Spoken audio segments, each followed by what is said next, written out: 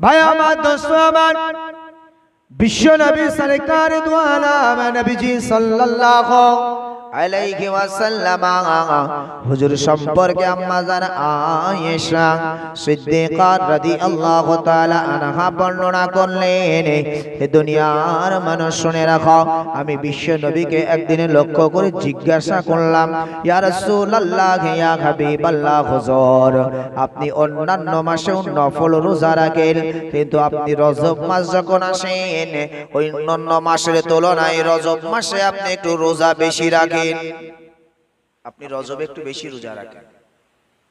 ইয়া রাসূলুল্লাহ, ইয়া হাবিবাল্লাহ, হুজুর যখন রজব মাস পার হয়ে যায়, যখন শাবান মাসটা চলে আসে, আপনি শাবান মাসে আরো রোজাটা আরো বাড়িয়ে দেন। আম্মা জান আয়েশা সিদ্দিকা রাদিয়াল্লাহু তাআলা আনহা থেকে বর্ণনা পাওয়া যায়, আম্মা জান আয়েশা বললেন, আমি রাসূলকে শাবান মাসে একাধারে একটা দুইটা নয়, বরং নফল রোজা 27 দিন একাধারে রোজা রাখতে দেখেছি। তাই বিশ্ব নবীকে জিজ্ঞাসা করলাম, ইয়া রাসূলুল্লাহ, ইয়া হাবিবাল্লাহ, হুজুর আপনি রজব মাসে নফল রোজা বাড়িয়ে দেন, শাবান মাসে আরো বাড়িয়ে দেন, একাধারে 27টি রোজাও আপনি রেখেছেন, আসল উদ্দেশ্যটা কি ইয়া রাসূলুল্লাহ, ইয়া হাবিবাল্লাহ? হুজুর বলবেন, বিশ্ব নবী আমার ওই সময় বলেছিলেন, হে আয়েশা শোনো, আমি বিশ্ব নবী রজব ও শাবানে বেশি বেশি রোজা রাখতাম, তার কারণ তার উদ্দেশ্য হলো সামনে আসছে রমজানুল মুবারক মাস, যে মাসে রব্বুল আলামিন আল্লাহ তাবারক ওয়া তাআলা আমাদের জন্য রোজাকে ফরজ করেছেন। কোরআনে কারীমে আল্লাহ বলেন, ইয়া আইয়ুহাল্লাযীনা আমানু কুতিবা আলাইকুমুস সিয়াম কামা কুতিবা আলাল্লাযীনা মিন ক্বাবলিকুম লাআল্লাকুম তাত্তাকুন। আল্লাহ ডেকে বলেন, হে ঈমানদারেরা, আমি আল্লাহ তোমাদের প্রতি রোজাকে ফরজ করলাম, যেমন ভাবে আমি অন্যান্য নবী রাসূলের উম্মতদের মাঝে আমি আল্লাহর রোজাকে ফরজ রেখেছিলাম। কেন? তবে মনে রাখতে হবে এটাই যে অন্যান্য নবী রাসূলদের উম্মতদের জন্য রমজানের রোজা ফরজ ছিল না। আল্লাহ বলছে তাদের উপরে রোজা ফরজ করেছিলাম, যেমন তোমাদের উপরে রোজা ফরজ করেছি, কিন্তু স্পেশালি উম্মতে মুহাম্মাদের জন্য রমজান ফরজ ছিল। অন্যান্য নবী রাসূলের উম্মতদের প্রতি অন্যান্য রোজা ফরজ ছিল। যখন এই রমজানুল মুবারক মাসের রোজা আমাদেরকে ফরজ করা হয় নাই, বিশ্ব নবী সরকার দু আলম নবীজি সাল্লাল্লাহু আলাইহি ওয়াসাল্লাম বললেন, হে আমার উম্মত উম্মতিরা, ওই সময় আমি রাসূল আমার উপরে রোজাকে ফরজ করা হয়েছিল, কিন্তু সেই রোজাটা 30 ছিল না, 20 ছিল না, 25 ছিল না, বরং ওই রোজাটা ছিল আমার উপরে একটা রোজা ফরজ। অন্যান্য নবী রাসূলের উম্মতদের উপরে একটা হতে পারে বা আদার্স আরো অন্যান্য রোজাগুলি হতে পারে, কিন্তু আমার আপনার নবীর তথ্য অনুযায়ী বোঝা যায় বিশ্ব নবী বললেন, হে আমার উম্মত উম্মতিরা, যখন রমজানুল মুবারক মাসের রোজাকে আমার উপরে ফরজ করা হয় নাই, তার আগে আমার উপরে যে রোজাটি ফরজ ছিল সে রোজাটি ছিল মুহররম মাসের 10 তারিখে, যেটাকে আশুরা বলা হয়। আরবিতে আশারা মানে 10, আর সেই আশারাকে আশুরা বলা হয়।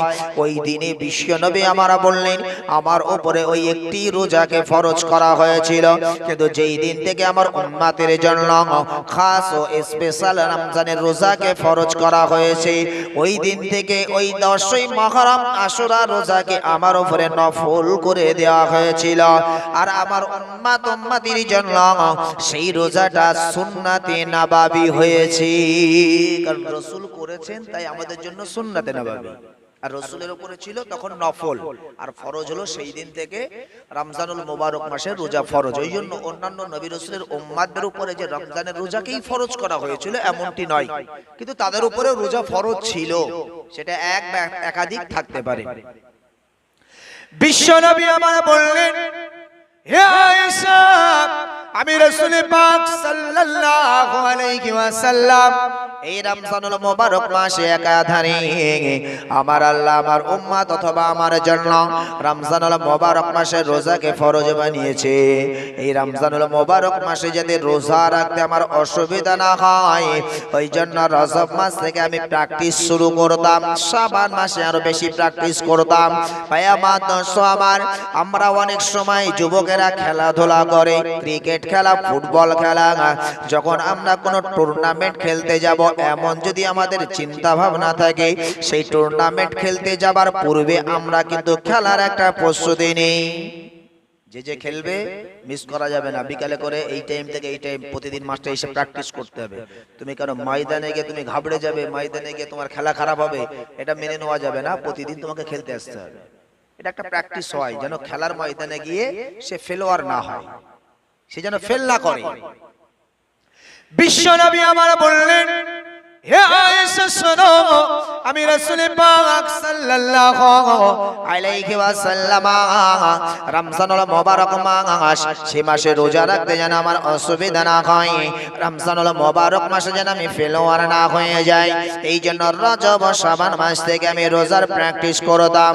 বিশ্ব নবীর মতন একজন মানুষ যিনি হলেন মহামানব, যিনি হলেন আল্লাহর সবথেকে প্রিয়, যেনাকে আমার আল্লাহ হাবিবুল্লাহ বলেছেন, আল্লাহ বলেছেন আমার বন্ধু। ভাই আমার দোস্ত আমার, নবীরা দাবি করেছেন খলিলুল্লাহ, আল্লাহ আমার বন্ধু, আর আল্লাহ দাবি করেছেন নবী মুহাম্মদ হলো আমার বন্ধু। নবীরা বলেছে আল্লাহ আমার বন্ধু, আল্লাহর বন্ধুত্ব করতে চাই, আল্লাহর সন্নিকট হতে চাই, আর আল্লাহ বলছে আমি নবী মুহাম্মদের বন্ধু হতে চাই। ভাই আমার দোস্ত আমার, সেই প্রিয় রাসূল যাকে মহান আল্লাহ তাবারক তাআলা মনোনীত করেছেন, সিলেক্টেড করেছেন, এটা মানুষের নির্বাচন নয়, পৃথিবীর উম্মাত উম্মতি আল্লাহর বান্দা বান্দির নির্বাচিত নয়, যে নবী মুহাম্মদ হবে সবার মধ্যে মহামানব। মহান আল্লাহ তাবারক তাআলা তাকে নিজেই মহামানব বানিয়েছি, আপনাদের অজানা কিছু নয়। ভাই আমার দোস্ত আমার, নবী আদম আলাইহিস সালাতু ওয়াস সালাম তার জীবনের একটা ঘটনা ঘটে যায়। বিশ্বনবী যেই দিন তিনি যেই দিন হজ পালন করবার নিয়তে আরাফার ময়দানে গেলেন, এই আরাফার ময়দানে একটা পাহাড় আছে, একটা পর্বত আছে, যে পাহাড়টির নাম হলো জাবালে রহমত পাহাড়। যারা হাজী সাহেব খুব ভালো জানেন এই জাবালে রহমত পাহাড়, এই জাবাল মানে হলো পাহাড়, রহমত মানে আল্লাহর দয়া, এটা হলো আল্লাহর দয়ার পাহাড়। এই জাবালে রহমত পাহাড়ে যেই দিন বিশ্বনবী চললেন, বিশ্বনবীর মনে মনে একটা মনে মনে তিনি আনন্দিত উল্লাস করতে লাগলেন, হায়রে এই তো সেই জাবালে রহমত পাহাড়। মহান আল্লাহ তাবারক ওয়া তাআলা তিনি তার প্রিয় ফেরেশতা জিবরিল দ্বারা আমি রাসূল আমাকে জানিয়েছেন, আল্লাহ আদম নবী আলাইহিস সালামকে যখন জান্নাতে সৃষ্টি করেন, মা হাওয়াকে তার বাম পাজরের হাড় থেকে সৃষ্টি করেন, দুইজন জান্নাতে অবস্থান করেন। আল্লাহর আদেশ হলো, হে আদম হে হাওয়া, খবরদার তুমি ওই গাছটির ধারে পাশে যাবে না, ওই গাছটির ফল তুমি খাবে না। হযরত নবী আদম আলাইহিস সালাতু ওয়াস সালাম যদিও নবীদের সম্পর্কে অনেক ওয়াজ করতে করতে বলে ফেলে, আদম নবীর জীবনে ভুল ছিল, মনে রাখুন ঈমানি খাতরা হবে। আসলে নবীদের জন্য কোনো ভুল ছিল, এটা কোনো উম্মাত মেনশন করতে পারে না। যদি আপনি বোঝার চেষ্টা করেন, আপনিও নিজে ভুল বলে স্বীকার করবেন না। আদম নবী আলাইহিস সালামকে নিষেধ করেছিল, আর তার স্ত্রী মা হাওয়া আলাইহিস সালাম তাকে ইবলিস ধোঁকা দিয়েছিল। তার সামনে এমন ভাবে চোখের পানি ফেলল, কান্নাকাটি করল। মা হাওয়া আলাইহিস সালাম ভাবলেন ইনি আমার খুব দরদি মানুষ, দরদি মনে করে মা হাওয়া আলাইহিস সালাম জিজ্ঞাসা করলেন, আপনি কেন কাঁদছেন? বলছে তোমাদের কষ্টে, তোমাদের ব্যথায় আমি ব্যথিত, তোমাদের কষ্টে আমি কাঁদছি। কেন? বলছে আল্লাহ তোমাদের ওই যে গাছটির কাছে যেতে নিষেধ করেছে, ওই গাছের ফল যদি তোমরা খেয়ে ফেলো তাহলে তোমরা জান্নাত থেকে বার হবে না, আর যদি জান্নাত থেকে না বার হও তোমাদের সৃষ্টি করেছে দুনিয়াতে পাঠাবে, এটা হলো আল্লাহর উদ্দেশ্য। তো তোমাদের দুনিয়াতে পাঠাবে আল্লাহর উদ্দেশ্য, কিন্তু যদি তোমরা ওই ফল খেয়ে ফেলো তাহলে তো আর তোমাদেরকে দুনিয়াতে পাঠাতে পারবে না, ওই জন্য নিষেধ করেছে। এটাই আমার দুঃখ, আল্লাহ তোমাদেরকে জান্নাতে এত সুখ স্বাচ্ছন্দ্যে রেখেছে, তোমাদের এই সুখ স্বাচ্ছন্দ্য আবার কেড়ে নেবে আল্লাহ, এটা ঠিক আমার কাছে খুব কষ্টের মনে হয়। কারণ তোমরা সেই জান্নাতের বাসিন্দা, যেখানে আমিও তোমাদের সাথে অবস্থান করি, তোমরা চলে যাবে, চোখের পানি এই জন্য আমি ধরে রাখতে পারছি না। মা হাওয়া আলাইহিস সালাম বলে গেলেন, মহিলারা সাধারণত একটু নরম পর্দার হয়, এ তো সেই মা হাওয়া আলাইহিস সালামের সিফাত। মা হাওয়া আলাইহিস সালাম একটু নরম হয়ে গেলেন, কি করা যায় উপায় আমাকে বলুন, যদি জান্নাত থেকে বার না হতে হয় তাহলে তার জন্য আমার করণীয় কি? ইবলিস শয়তান ধোঁকা দিবে, তাহলে ওই গাছের ফল খেয়ে নাও। মা হাওয়া আলাইহিস সালাম খেলেন। আমি শর্টে বলছি, ইতিহাস বলার জন্য নয়, প্রসঙ্গমূলক কথা একটু বলতেই হয়।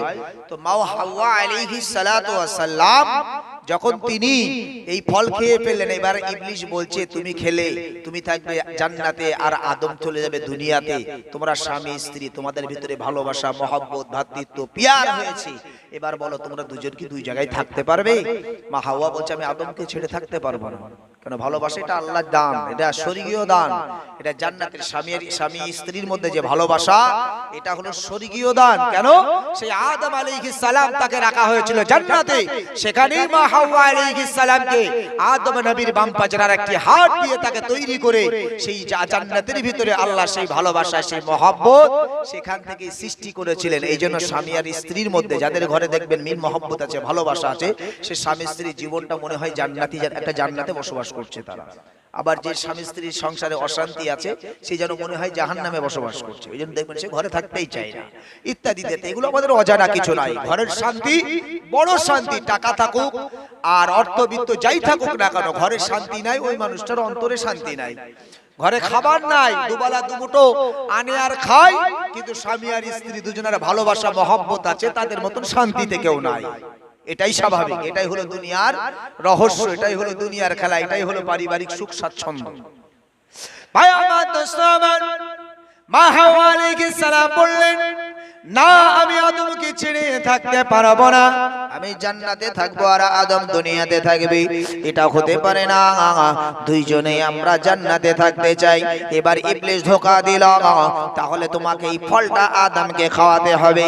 মা হাওয়া যখন ফলটা ছিটতে গেলেন, এবার ইবলিস যুক্তি দিল, তুমি যদি ফলটা খাওয়াও, সেখানে একজন পয়গম্বর, তিনি হলেন একজন নবী, কখনো সে আল্লাহর আদেশকে অমান্য করবে না, এটা যদি তোমাকে খাওয়াতে হয় তুমি এটাকে একটা মিশ্রিত পানির সাথে মিশ্রিত করো, এটাকে তুমি শরবত বানাও, সেই শরবত বানিয়ে তাকে খাওয়াও। মা হাওয়া আলাইহিস সালাম গোপন করে শরবত বানালেন ইবলিসের ওয়াসওয়াসায়। এবার হযরতে নবী আদম আলাইহিস সালাতু ওয়াস সালামকে খাওয়ানো হলো। এটা আমরা ভুল বলবো? আদম নবী জানেই না। আমরা যদি বলি ভুল, তাহলে এটা হচ্ছে নবীদের শানে ইনকার করা হলো, ঈমানের খাতরা হয়ে যেতে পারে, আল্লাহ যদি ক্ষমা করেন আলাদা বিষয়। তো নবী আদম আলাইহিস সালাতু ওয়াস সালাম মা হাওয়া আলাইহিস সালামকে আমার আল্লাহ নিষেধ করেছিল, খবরদার ওই গাছের ধারে তুমি যাবে না, ওই গাছের ফল তুমি খাবে না। যদি আদেশ অমান্য হয়ে গেল, আল্লাহ তার শরীরের পোশাকগুলো একে একে খুলে নিলাম। ভাই আমার দোস্ত আমার, এই যে আজকের দিনে আমরা মারা গেলে আমরা পুরুষদের জন্য 3টে কাপড় ব্যবহার করি, আর মহিলারা যে 5টা কাপড় ব্যবহার করে, এটা হলো জান্নাত থেকে সিলেক্টেড, এটা দুনিয়ার খেলা নয়। ভাই আমার দোস্ত আমার, এটা আদম নবীর সুন্নাত আর মা হাওয়া আলাইহিস সালাতু ওয়াস সালামের সুন্নাত। যখন শরীরের পোশাকগুলো একে একে আমার আল্লাহ খুলে নিলেন জান্নাতের, আদম নবী মা হাওয়া আলাইহিস সালাতু ওয়াস সালাম বড় শর্মিন্দা হয়ে গেলেন। ওই সময় তিনারা দুইজন জান্নাতের একটি গাছ, যে গাছটির নাম হলো অত্তিন ও জাইতুন, এই জাইতুন গাছের পাতা, এই জাইতুন গাছ এত দামি কেন জানেন? জান্নাতি একটি গাছ। এই জাইতুনের তেল বড় দুনিয়ার বুকে দামি, কারণ এটা হলো জান্নাতি গাছ। কারণ জান্নাতের যে সমস্ত সম্পদ আমার আল্লাহ দুনিয়াতে দিকে রেখে দিয়েছেন, সেই সম্পদগুলো সবই হলো দামি। যেমন দুনিয়াতে আমরা দেখতে পাই যে কাঠের মধ্যে শাল কাঠ, সে ইতিহাস আমাদের জানা নাই, তাই শাল কাঠ এটা দুনিয়ার কোনো গাছ নয়, প্রথম দুনিয়াতে শাল গাছের বৃক্ষ আনা হয় জান্নাত থেকে। নূহ নবী আলাইহিস সালামের জামানার ঘটনা। নূহ নবী আলাইহিস সালাতু ওয়াস সালাম যে কিস্তি বানিয়েছিল, এই কিস্তিটা ছিল শাল কাঠের। নূহ আলাইহিস সালামকে আল্লাহ যখন বললেন, হে নূহ তুমি দুনিয়াতে অমুক একটা গাছ লাগাও, নূহ নবী সারা পৃথিবী তন্ন তন্ন করে খুঁজেছিলেন, পেলেন না। আল্লাহর কাছে বলেন, আল্লাহ এই রকম বৃক্ষ তো পেলাম না, আমি এই রকম গাছ পেলাম না আমি। আল্লাহ বলছেন, নূহ চিন্তার কোনো কারণ নাই, আমি আল্লাহ জিবরিল মারফতে তোমার কাছে পৌঁছে দেব। জিবরিল আলাইহিস সালাতু ওয়াস সালামের দ্বারা যে গাছটি দুনিয়ায় পাঠিয়েছিলেন নূহ নবীর জন্য, সেটাই ছিল শাল কাঠ। বলুন সুবহানাল্লাহ। এর ইতিহাস দেখুন, এর ইতিহাস পড়লে আপনি বুঝতে পারবেন। যাই হোক, কারণ এখানে অনেকগুলো ইতিহাস আছে। এই যে আমরা জ্বর হয়, এই যে জ্বর কোথা থেকে এলো, বুখার কোথা থেকে শুরু হলো, কবে থেকে শুরু হলো? নূহ নবীর জামানায়, যেই সময় কিস্তিতে আল্লাহ উঠাতে বললেন, তুফান যখন দেবেন তার আগে যখন চুলো থেকে মা হাওয়া আলাইহিস সালামের চুলো, যখন নূহ নবীর স্ত্রীর চুলো থেকে যখন পানি উঠতে শুরু হলো, আল্লাহ সিম্পটম বুঝিয়ে দিলেন, নূহ এবার দুনিয়ায় প্লাবন ঘটাবো। সাথে সাথে সবাইকে আল্লাহ তোলার অনুমতি দিলেন, সব জাতিকে তুললেন। এ আজকে কুকুর কেন এত অভদ্র, সব কারণ আছে। কোন এর ইতিহাস আপনাকে জানলে আপনি বুঝতে পারবেন কুকুর কেন অভদ্র। এটা নূহ নবীর বদদুয়া। কাক কেন মানুষের সাথে থাকতে পারে না, নূহ নবীর বদদুয়া।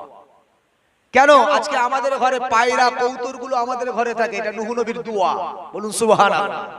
তো যাই হোক, আমি অত লম্বা চওড়া ইতিহাস আমি বলছি না। তো মূলত জান্নাতি যে সমস্ত ফর্মালিটি দুনিয়াতে আছে, এগুলো সব দামি। আল্লাহ যখন বললেন তুমি বৃক্ষ বসাও, কি গাছ? অমুক গাছ। দুনিয়াতে পেলেন আল্লাহ জান্নাত থেকে সেই বৃক্ষ চারা এনে দিলেন। সেই বৃক্ষের চারাটা বর্ণনায় পাওয়া যায়, কেউ বলেছেন 20 বছর, কেউ বলেছেন 40 বছর, কেউ বলেছেন 100 বছর। ওই বৃক্ষটার বয়স হবার পরে তারপরে নূহ নবী কেটে সেটা কিস্তি বানিয়েছিলেন। তো ভাই আমার, দোস্ত আমার, হযরত নবী আদম আলাইহিস সালাম আর হযরত মা হাওয়া আলাইহিস সালাতু ওয়াস সালাম দুইজনে এবার ওই জাইতুন গাছের পাতা দিয়ে তারা তাদের লজ্জাস্থান আব্রু করতে লাগলো। হযরত নবী আদম আলাইহিস সালাতু ওয়াস সালাম হুজুর 3টি জাইতুন গাছের পাতা নিলেন, তার লজ্জাস্থানকে আব্রু করলেন। হযরত মা হাওয়া আলাইহিস সালাতু ওয়াস সালাম তিনি 5টি পাতা নিয়ে তার লজ্জাস্থান আব্রুকে রক্ষা করলেন। ভাই আমার, দোস্ত আমার, আমরা শুনেছি যখন আজমি শরীফে যাই আমরা ওখানে দেখতে পারি হরিণের মৃগনাভি বিক্রি হয়। মৃগনাভি বিক্রি হয় কেন? ওদের সুগন্ধি পাওয়া যায়। তবে এই সব মৃগনাভিতে কিন্তু সুগন্ধি থাকে না। তাহলে যে কোনো একটা নিলেই আপনি সুগন্ধি পেয়ে যেতেন। কেন থাকে না তার কারণ আছে। হযরত নবী আদম আলাইহিস সালাতু ওয়াস সালাম হুজুরকে রাখা হলো এই ভারতবর্ষের জমিন, এই হিন্দুস্তানের জমিন। ভাই আমার, দোস্ত আমার, তখন এই অখণ্ড ভারত হয় নাই। তখন এই ভারতবর্ষের জমি, এই ভারতবর্ষ হিন্দুস্তান তথা বাংলাদেশ ছিল হিন্দুস্তানের একটি অঙ্গ, আফগানিস্তান ছিল এই হিন্দুস্তানের একটি অঙ্গ, আপনার ভাই আমার, দোস্ত আমার, পাকিস্তান ছিল এই হিন্দুস্তানের একটি অঙ্গ, মায়ানমার ছিল হিন্দুস্তানের একটি অঙ্গ, শ্রীলঙ্কা ছিল একটি হিন্দুস্তানের অঙ্গ। এই সর্ব দেশগুলি মিলিয়ে ভাই আমার, দোস্ত আমার, এই অখণ্ড ভারত মিলে তখন হিন্দুস্তান ছিল। রব্বুল আলামিন আল্লাহ তাবারক তাআলা আদম নবী আলাইহিস সালামকে এই হিন্দুস্তানের জমিনে সর্বপ্রথম তাকে জান্নাত থেকে নামিয়ে দেন। ভাই আমার, দোস্ত আমার, ওই জন্য আমরা হিন্দুস্তানের মানুষ গর্বিত যে রব্বুল আলামিন আল্লাহ তাবারক তাআলা তিনি কাবা, বাইতুল্লাহ, মক্কা, মদিনার জমিনে সর্বপ্রথম নবী প্রেরণ করেন লাই। মহান আল্লাহ তাবারক তাআলা ফিলিস্তিনের জমিনে যেখানে অসংখ্য নবী রাসূল এসেছে, সেখানেও আমার আল্লাহ সর্বপ্রথম নবী রাসূল পাঠান নাই। সর্বপ্রথম তিনি যেখানে নবী রাসূল পাঠিয়েছিলেন সেই হিন্দুস্তানের বাসিন্দাও আমরা। মহান আল্লাহ তাবারক তাআলা এই হিন্দুস্তানের জমিনকে পছন্দ করেন। ওই জন্য সর্বপ্রথম আমার আল্লাহ এই হিন্দুস্তানের জমিনে তার নবী পাঠিয়েছিলেন। জোরে বলুন সুবহানাল্লাহ। তাহলে মানব সূচনার দেশ যদি জিজ্ঞাসা করা হয় কোন দেশে সর্বপ্রথম মানুষ সূচনা হয়েছিল, সেটাও হবে এই হিন্দুস্তান। মক্কা নয়, মদিনা নয়, ফিলিস্তিন নয়, ইসরায়েল নয়, আমেরিকা নয়, ব্রিটেন নয়, আপনার জার্মান, জাপান নয়। সর্বপ্রথম যে দেশে মানুষ এসেছিল সেই দেশটাও হলো এই হিন্দুস্তানের জমিনে। এখন অখণ্ড ভারতের একটি দেশ, সেটি হলো শ্রীলঙ্কা। শ্রীলঙ্কা এসেছিল সর্বপ্রথম নবী, কিন্তু তখন তো হিন্দুস্তান ছিল। হিন্দের কথা রাসূল এই জন্য হাদিস পাকে অসংখ্য জায়গায় হিন্দুস্তানে জিকির করেছে। ভাই আমার, দোস্ত আমার, আর হযরতে মা হাওয়া আলাইহিস সালাতু ওয়াস সালাম আম্মা জানকে ফেলা হয়েছিল আরব কান্ট্রিতে, যেটা হলো এখন জেদ্দা বিমান ঘাঁটি। ভাই আমার, দোস্ত আমার, জেদ্দাতে মা হাওয়া আলাইহিস সালাম এসেছেন। আমি মা হাওয়াও বলছি, হাওয়াও বলছি, আরবিতে হয় হাওয়া। মা হাওয়া আলাইহিস সালাতু ওয়াস সালাম তিনি এসেছিলেন জেদ্দাতে, আর আদম নবী এসেছিলেন হিন্দুস্তানে। হযরতে আদম নবী আলাইহিস সালাতু ওয়াস সালাম তিনি রাতের বেলা তানাকে দুনিয়ার জমিনে ফেলা হলো। যখন সকাল হয়ে গেল, সকাল হওয়ার পরে সূর্য উদয় হলো। ভাই আমার, দোস্ত আমার, যখন আদম নবী দুনিয়া জমিনে এসেছেন, আল্লাহ সমস্ত সৃষ্টির কানে কানে আওয়াজ পৌঁছে দিল, হে জঙ্গলের সৃষ্টিরা তোমরা যাও যাও, আমি নবী আদম আলাইহিস সালামকে একাকিত্ব রেখেছি, আমি একাকী ফেলেছি। তারা তিনি আমার আদেশকে অমান্য করেছে, কিন্তু আমি আল্লাহ যে তাকে নাফরমান হিসাবে আমি আল্লাহ গণ্য করি নাই, বরং তিনি আমার পয়গম্বর, তিনি আমার নবী, তিনি আমার প্রিয় মানুষ। কারণ আমি রব্বুল আলামিন আল্লাহ এই আদমকে সৃষ্টি করবার আগে ফেরেশতাদেরকেও বলেছিলাম, ও ইদ ক্বালা রাব্বুকা লিল মালাইকাতি ইন্নী জাইলুন ফিল আরদি খলিফা। হে আমার ফেরেশতারা, আমি রব, আমি আল্লাহ সিদ্ধান্ত নিয়েছি দুনিয়ার জমিনে আমি আল্লাহ খলিফা বানাতে চাই, আমি আল্লাহ দুনিয়াতে প্রতিনিধি বানাতে চাই। হে আমার ফেরেশতারা বলো, আমি রব্বুল আলামিন আল্লাহ তোমাদের মতামত জানতে চাই। তারা বলেছিল, ক্বালু আতাজালু ফীহা মান ইফসিদু ফীহা ওয়া ইয়াসফিকুদ দিমাআ ওয়া নাহনু নুসাব্বিহু বিহামদিকা ওয়া নুকদ্দিসু লাক। হে দয়াময় মাবুদ আল্লাহ, দুনিয়ার জমিনে আপনি মনুষ্য জাতিকে পাঠাবেন না, আপনি দুনিয়াতে খলিফা পাঠাবেন না, প্রতিনিধি পাঠাবেন না। আমি আদম দ্বারা সূচনা করেছিলাম যে আদমকে পাঠাবো, খলিফা পাঠাবো, প্রতিনিধি পাঠাবো, আর সেই আদমকে পাঠাতে নিষেধ করেছিল ফেরেশতারা। হে রব, হে আল্লাহ, দুনিয়াতে মনুষ্য জাতি আপনার সাথে নাফরমানি করবে, তারা আপনার ইবাদত বান্দিগি সোজা তারা সকলে করবে না। হে আল্লাহ, আপনি দুনিয়াতে খলিফা পাঠাবেন না, তারা দুনিয়াতে গিয়ে ভাই ভাই মারপিট, প্রতিবেশীর ভিতরে মারপিট, রক্তারক্তি করবে। আল্লাহ, আপনি তাদেরকে পাঠাবেন না। আল্লাহ বলেছিল, হে আমার ফেরেশতারা, ক্বালা, আল্লাহ বললেন, ইন্নী আ'লামু মা লা তা'লামুন। হে আমার ফেরেশতারা শোনো, আমি রব, আমি আল্লাহ যা জানি তোমরা তা জানো না। ভাই আমার, দোস্ত আমার, আল্লাহ বললেন আমি আদমকে সূচনা করব, সূচনা লাগে তাকে যখন পাঠাবো তার আগেও আমি ফেরেশতাদের কাছে জিজ্ঞাসা করেছিলাম, ফেরেশতারা নিষেধ করেছিল, কারণ আমি আল্লাহ দুনিয়ার জমিনে এই মানব কুলকেই তো আমি আল্লাহ আশরাফুল মাখলুকাত বানিয়েছি। আমার যত সৃষ্টি আছে সকল সৃষ্টি সেরা তাদেরকে বানিয়েছি, আর তার মধ্যে আমি আল্লাহ প্রথম নবী হিসেবে আদম নবীকে পাঠিয়েছিলাম। হযরতে আদম নবী আলাইহিস সালাতু ওয়াস সালামের জন্য সারা দুনিয়ার আমার সৃষ্টি, সমস্ত পশু পক্ষী, সমস্ত আল্লাহ আমার সৃষ্টি জীব যারা ছিল তাদের কানে কানে আওয়াজ পৌঁছে দিয়েছিলাম, যাও যাও, আমি দুনিয়াতে পয়গম্বর পাঠিয়েছি, অমুক জঙ্গলে অমুক স্থানে সে বসবাস করে।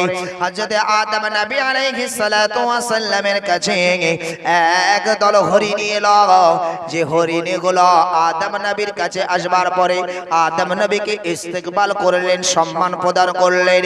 এবার আদম নবী আলাইহিস সালাতু ওয়াস সালাম তিনি যে জান্নাত থেকে এসেছেন, তাদের সাথে যে হরিণীরা মোলাকাত করতে এসেছেন, তাকে হাদিয়া হিসাবে কি দেবেন? আদম নবী আলাইহিস সালাতু ওয়াস সালাম তার শরীরের ওই যে তিন গাছের পাতা, ওই জাইতুন গাছের পাতা ছিল, ওই পাতাগুলো ছিঁড়ে ছিঁড়ে হরিণীদেরকে খাওয়ালেন, হরিণীদেরকে খাওয়ালেন। আর যে হরিণীগুলো খেলো, খাওয়ার সাথে সাথে তারা জঙ্গলে গেল। আর বাকি হরিণরা বলছে, কি এমন তোমরা খেয়েছো বা কি এমন মেখেছো যে তোমাদের শরীরটাই সুগন্ধে ভরপুর? জোরে বলুন সুবহানাল্লাহ। তো তারা বললেন, দেখো আমরা কিছু খাই নাই, তবে খাওয়ার মধ্যে আমরা খেয়েছি আদম নবী দুনিয়াতে এসেছে। আল্লাহ এই আওয়াজ সবার কানে পৌঁছে দিয়েছে। আমরা যাওয়ার পরে তার সাথে মোলাকাত হলো, তিনি তোহফা হিসেবে জান্নাতের ওই জাইতুন গাছের পাতা একটু একটু করে আমাদেরকে ছিঁড়ে দিয়েছে, খেলাম, অটোমেটিক আমাদের শরীরটা সুগন্ধে ভরপুর হয়ে গেছে। জোরে বলুন সুবহানাল্লাহ। ভাই আমার, দোস্ত আমার, পরে পরে আরো কিছু হরিণ এলো, তারাও খেলো পরবর্তীতে। আর জাইতুন গাছের পাতা যারা খেতে পারলো না তারাও একটা দল, আর যারা খেতে পেলো আর একটা দল। ভাই আমার দোস্ত আমার, বিশ্ব নবী সরকারে দো আলম নবীজি সাল্লাল্লাহু আলাইহি ওয়াসাল্লাম বললেন, জান্নাতের সম্পদ এত দামি এত দামি যে হরিণীরা খেয়েছিল, এই হরিণীদের মৃগ নাভিটা হবে মিশকে আম্বারের মতন সেন্ট, মিশকে আম্বারের মতন খুশবুদার। এবং এদের পারস্পরিক যারা পরবর্তী প্রজন্ম যে হরিণীগুলো আসবে তাদের মৃগ নাভি থেকে এই সুগন্ধ মিশকে আম্বারের সুগন্ধ পাওয়া যাবে। জোরে বলুন সুবহানাল্লাহ। ওই জন্য মনে রাখবেন, সব হরিণীর মৃগ নাভিতে কিন্তু জান্নাতের এই খুশবু থাকে না, মিশকে আম্বারের এই খুশবু থাকে না। যদি এখন মার্কেটটা হয়ে গেছে ডুপ্লিকেট কিছু, তাদের খুশবু ব্যবহার করে আমাদেরকে শুকায় আর বলে নিয়ে যাও, বাড়ি এসে দেখি কিছুদিন পরে আর কিছুই নাই, এটাই স্বাভাবিক। এগুলো জান্নাতি, জান্নাতের একটি উচ্চ মাকাম, তার যে উচ্চ মাকাম, জান্নাতের যে সম্পদগুলি এত দামি তার একটা প্রমাণ। ভাই আমার দোস্ত আমার, বিশ্ব নবী সরকার দো আলম নবীজি সাল্লাল্লাহু আলাইহি ওয়াসাল্লাম দুনিয়ার জমিনে এলেন। মা হাওয়া এলেন দীর্ঘ 350 বছর ধরে আল্লাহর কাছে কাঁদলেন, হে আমার দয়াময়, হে আমার মাবুদ আল্লাহ, আমি নবী আদম আলাইহিস সালাম, আমি আমার নফসের দ্বারা ভুল করেছি। রব্বানা যালামনা আনফুসানা ওয়া ইল্লাম তাগফির লানা ওয়া তারহামনা লানাকুনান্না মিনাল খাসিরিন। বারংবার এই দোয়া চাইলেন রব্বুল আলামিন, আল্লাহ তাবারক ওয়া তাআলা তার দোয়া মঞ্জুর করলেন না। বিশ্ব নবী আমার সেই জায়গায় আবার ফিরে চলুন। আরাফার ময়দানে আসলেন, জাবালে রহমত পাহাড়ে চললেন, মনে মনে আনন্দ উল্লাস শুরু হলো। হে আমার রব, হে আমার স্রষ্টা, হে আমার মালিক আল্লাহ, এই তো সেই জাবালে রহমত পাহাড়, যে পাহাড়ে আদম নবী আলাইহিস সালাতু ওয়াস সালাম 350 বছর ধরে আপনার কাছে কাঁদলো, আপনি তার দোয়া কবুল করেন নাই। মাঝে মাঝে আদম নবী এক পায়ের উপরেও দাঁড়িয়ে আল্লাহর দিকে তাকিয়ে কাঁদলেন। মাঝে মাঝে আদম নবী মাথাটা উঁচু করে আসমানের দিকে লম্বা সময় আল্লাহর দরবারে কাঁদলেন। আল্লাহ তার দোয়া মঞ্জুর করলেন না।